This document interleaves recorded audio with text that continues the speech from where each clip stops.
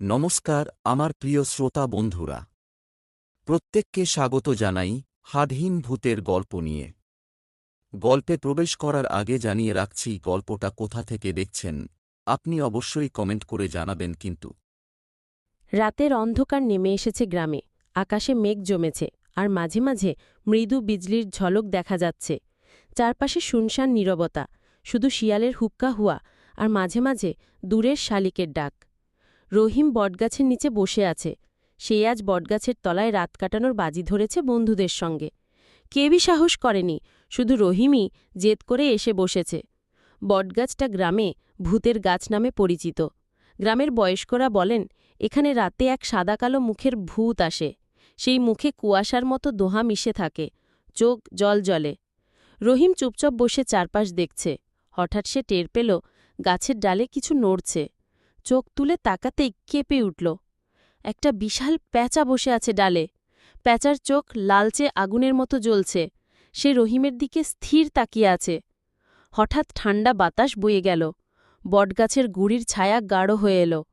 প্যাঁচার ডানা ঝাপটাল, আর তখনই রহিম দেখতে পেল গাছের গোড়ায় একটা অবয়ব। সাদা কালো মিশ্র মুখ, মুখ থেকে ধোঁয়ার মতো ধোঁয়া বের হচ্ছে। সেই চোখ যেন হাজার বছরের শোক জমে আছে। ভূতটা এক পলক রহিমের দিকে তাকিয়ে থাকল। কাঁপতে কাঁপতে রহিম উঠে দাঁড়াল, কিন্তু পা যেন মাটির সঙ্গে আটকে গেছে। সাদা কালো মুখের ভূত ধীরে ধীরে গাছ থেকে মাটি ছুঁয়ে এগিয়ে এলো।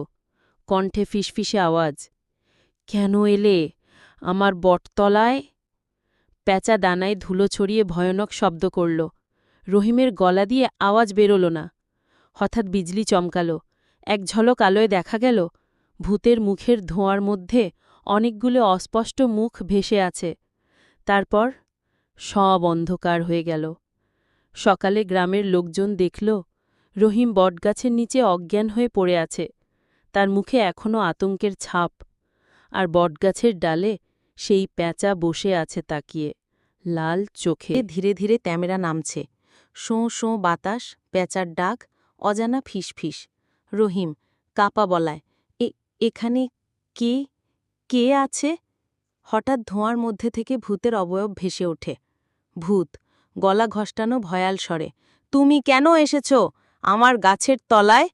রহিম পিছিয়ে যায়, না না, আমি শুধু ছায়া খুঁজতে এসেছিলাম। ভূতের হাত লম্বা হয়ে রহিমের দিকে বাড়ে। বাতাস আরও জোরে বয়, গাছের ডাল ভেঙে পড়ে। ভূত দূরে তাকিয়ে, অনেক বছর আগে আমি এই গাছের নিচে মরে গিয়েছিলাম। এখন